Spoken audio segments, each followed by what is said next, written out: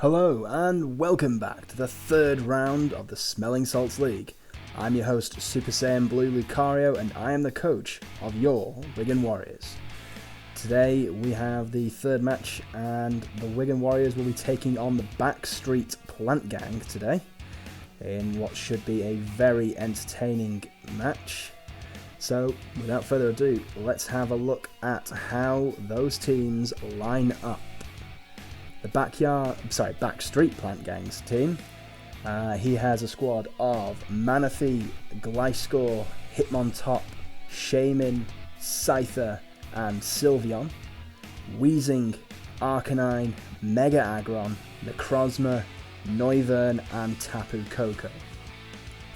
A pretty solid team there. There's a few substitutions that have been made before the very start of the league. Sylveon and Scyther coming in place of a couple of those. I think Blissey was replaced and another one, Excelgor, I think, was the one dropped out.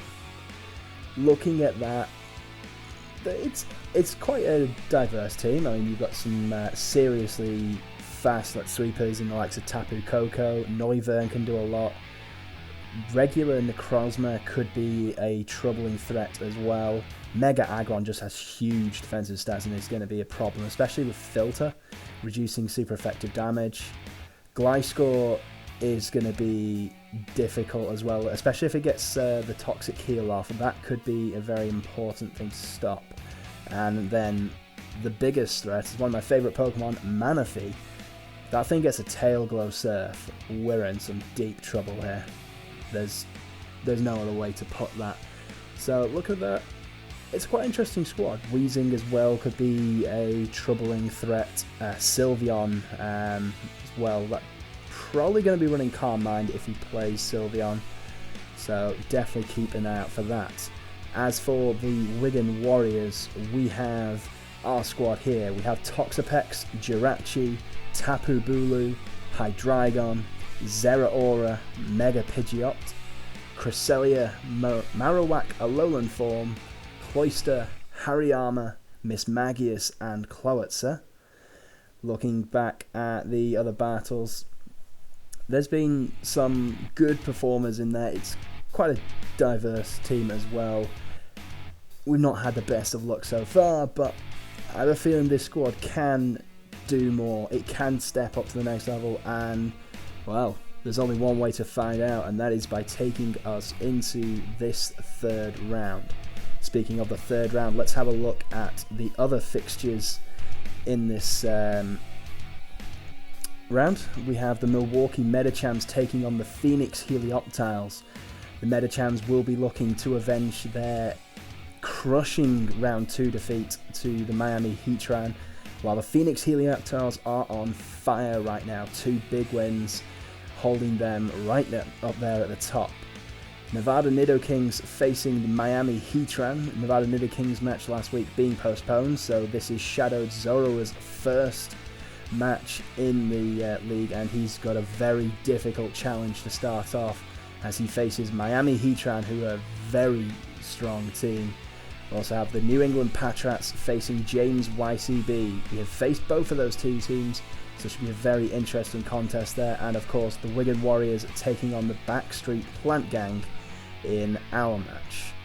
So let's have a more in-depth look at the two squads. Let's have a look at the form guide. Obviously, the Backstreet Plant Gang, their second round match being postponed, they don't have much in terms of the form guide. They lost heavily in round 1, 6-1 to the Phoenix Helioptiles, I do believe. Manaphy getting the only kill for the Plant Gang, which to be expected. Manaphy's probably the MVP of the Plant Gang. But on the other side, we have the Wigan Warriors. Yes, 2 defeats, but 2 very close defeats. Just takes a little bit of luck to change it round. We have a 6-4 and a 6-5 defeat. Looking at the squad, like Mega Pidgeot, Hariyama and Jirachi, all with 2 kills each. Mega Pidgeot only playing in round 1, so only the 1 death for Pidgeot, while Hariyama and Jirachi both also fell in round 2. in the very entertaining Trick Room battle against James YCB. As for the league table, well, this is how it stands at the moment. Miami Heat ran top on points difference by a single kill death.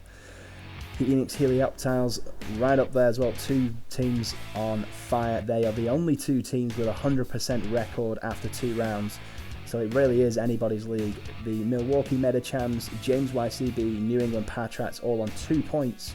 But after heavy defeats, their differential is holding them back. Wigan Warriors just underneath. 2 narrow defeats, but still 2 defeats. While the Nevada Knitter Kings of Backstreet Plant Gang only playing the 1 game, but both suffering heavy losses in round 1. But everything can change. Everything is to play for. And that's what we're here for, to watch the entertaining battle of round 3 in the Smelling Salts League. I believe I've talked long enough. So, without further ado, let's get into it, shall we? And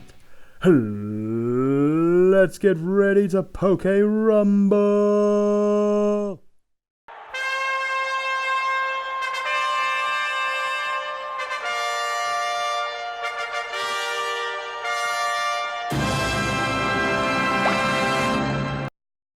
Okay, let's have a look at these squads. Let's have a see. He's brought the Sylveon, Tapu Koko, Cypher, Gliscor, Arcanine, and Weezing to this battle.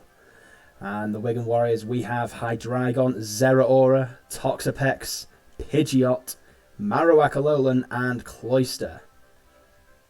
Alright, how's the best way to lead with this? He's either going to go for the Tapu or the Gliscor. So, this is a tough one. I'm thinking Purunga here.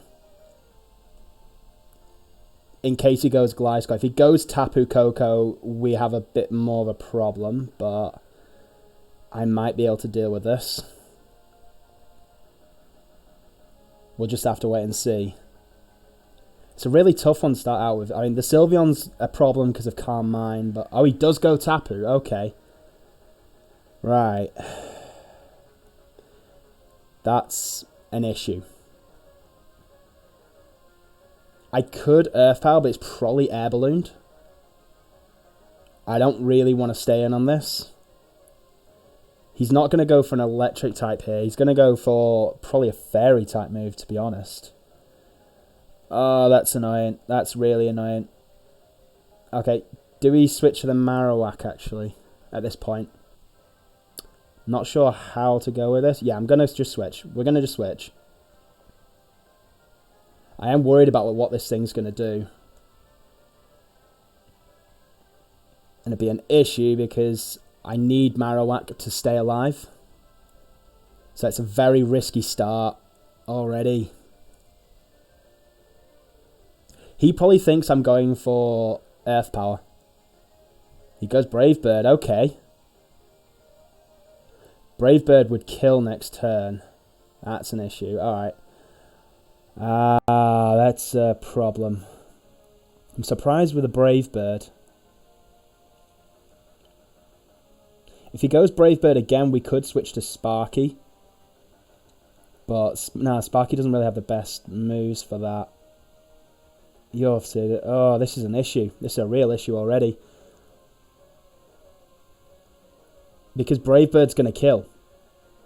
Brave Bird... I ain't living Brave Bird. If we go back to Purunga, we can... depends. What speed's this guy? 394. We would outspeed, actually, if we switched. Risky play. Do I do it? Nah, I don't know what to do. I'm going to test what he does here. I'm going to detect. He does switch. Okay. That's fine. We'll switch this turn. Back to Purunga. Go Stealth Rock. Okay. Hidden Power Ice. I'm playing to force the switch at this point. He does switch to the Sylveon. That does very little damage. Okay. Spoops. It's going to be a very interesting... I mean, we've both lost a couple of rounds, so we've got to be very careful about how we play this.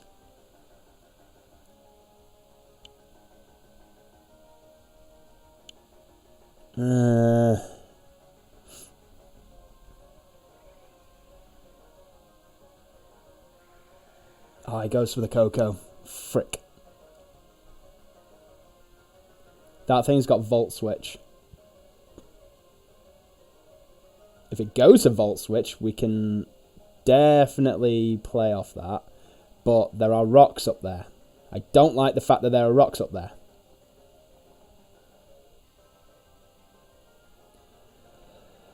Oh, this is an issue. Fuck's sake. I'm going to go for it. Marowak. I know it's going to take damage.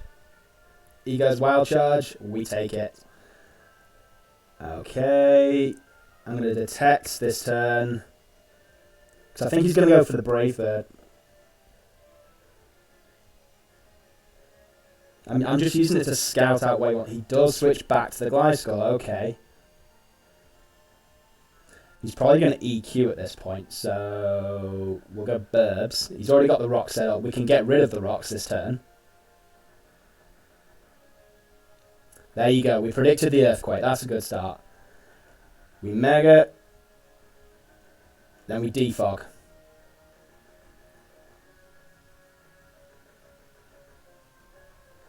He goes to the Weezing. Interesting. Now we've got rid of that. We'll have a save switch for Spoops.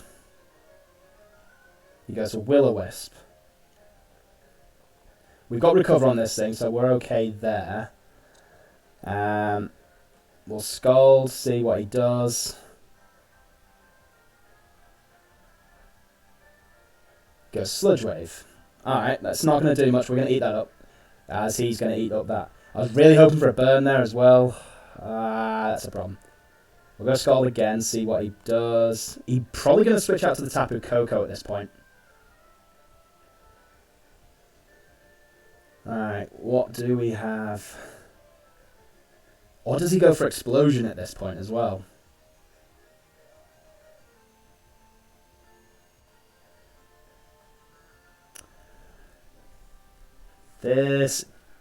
It's like a battle of attrition already.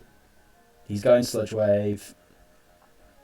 We'll go Scald. If I can get a burn off, that'll be alright. Again with no burn. Come on. I'm going to recover this turn. He outspeeds me. He's already used Will-O-Wisp. I am happy to stall this thing out at the moment. Again, he's expecting me to do the switch. I am more than happy to stay in and whittle this thing down. He's got Citrus Berry, okay. But then, that's fine. Because we're still going to whittle it down. We have Recover. He's probably going to have Pain Split on this thing. And we've got the recovery off Black Sludge. He doesn't, so... The issue is if he goes for Explosion. If he does go for Explosion, we do have the Marowak to switch in. I'm more than happy to just wait this out at the moment. Yeah, he does have Pain Split. That is annoying. Oh, that's annoying. Okay, what speed is this thing? 240. It's going to outspeed most things I have. Recover. He does go Pain Split again. This is literally a war of attrition right now. How many...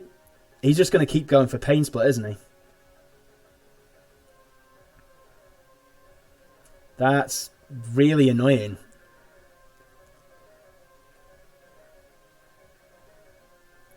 Can you stop?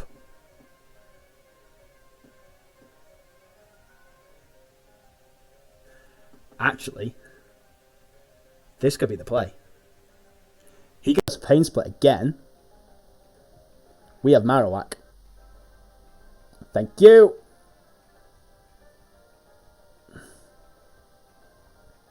Now he's probably going to switch again. So we go back to Spoops this time. Because he's going to predict the attack this time. I was hoping to get a little more health back from Marowak, but end of the day, it just wasn't to be.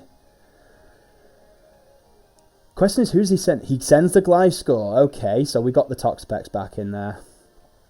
Not ideal. But then if he goes to the ground type move... Ooh. We'll go Burbs if he goes to the ground type move.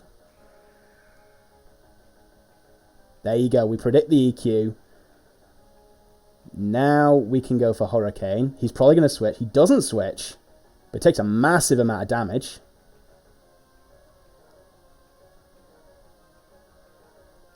We'll defog this turn. He's probably got... Does he have a move to deal with flying types? On the Gliscor. I don't think he would. He does switch. Okay. We defog this turn. He's probably sacking off the Weezing here. Hurricane will finish it. Yes, it does. Burbs with the first kill of the match after 26 turns. Oh, my days.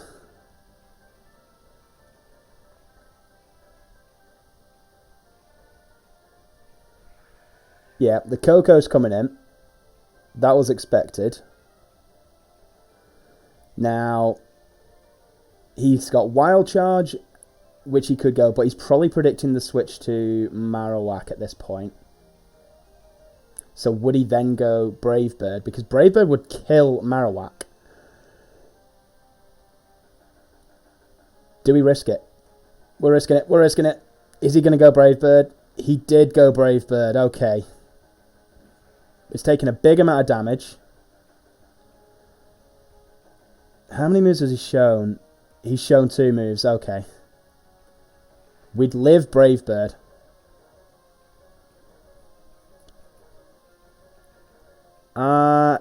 He doesn't seem to be air balloon, so we'll go Earth Power.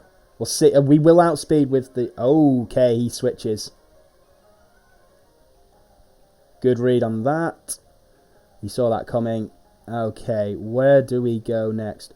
I want to Toxic this thing, so I'm going to switch into Toxapex. Goes to Wish. That's annoying. We'll Toxic.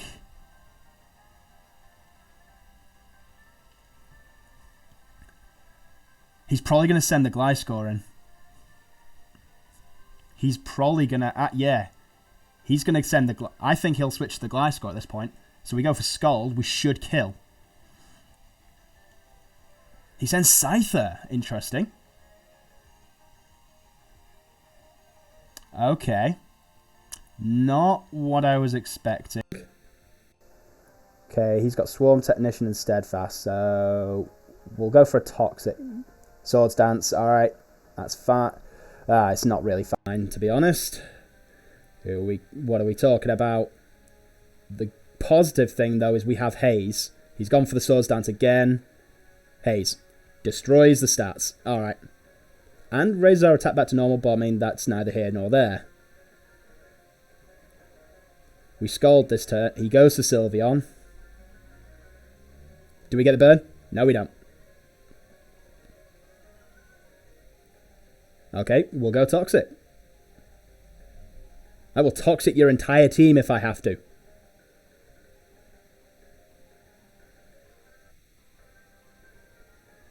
Alright. I don't... Oh, actually, no. We could get a free switch here. Just depends on what he's going to go. I'm going to... It's risky. He goes to the Gliscor. Okay. In comes Cloyster.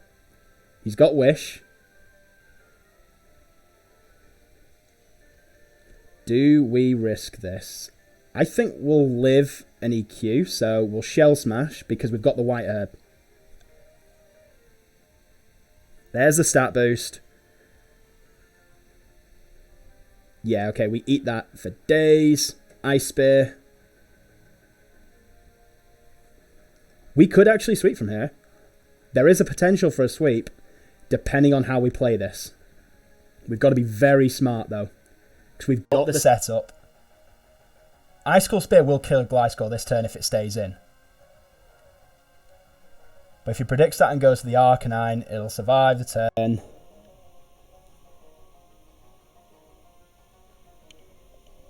Oh! Ho ho! Down goes Gliscor. Okay, that's 2 down. In comes the Coco. Alright, what's my speed right now? 524. His is 394. Icicle Spear. We gotta go. We gotta go. That's the Tapu Dome. That is the Tapu Dome. We might actually have this here. In comes Sylveon. This is going to be a little more problem. Actually, no. This is physical attack. Sylveon's got no physical defense at all. There goes the Sylveon. I think we might have this, boys. He'll send the Arcanine.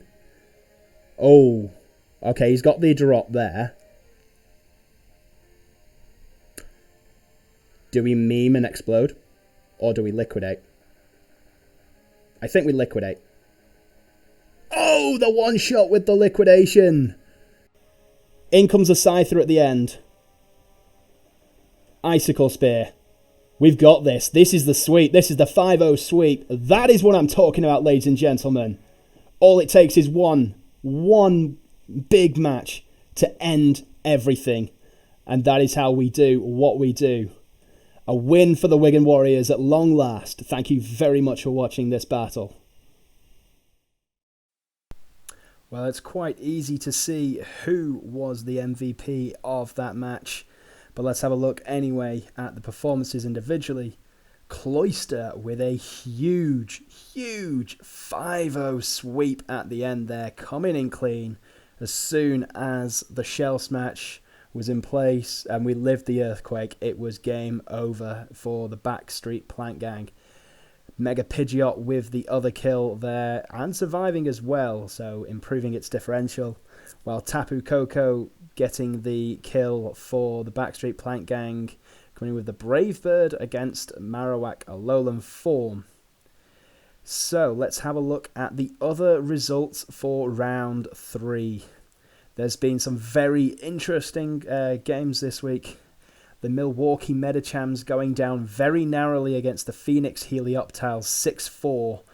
A slight misplay towards the end costing the Medichams dearly, but a very close match and a much improved showing on their 6-1 destruction against the Miami Heatran last week, who have also inflicted the first 6-0 sweep of the league, winning 6-0 against the Nevada Nidokings, led for the first time by Shadowed Zorua. Not the easiest start to face the Miami Heatran, and it's only going to get tougher from here. The New England Patrats falling 6-3 to James YCB. James YCB now, that's 2 consecutive wins for him on a roll right now, in quite some form, while the Patrats narrowly going down.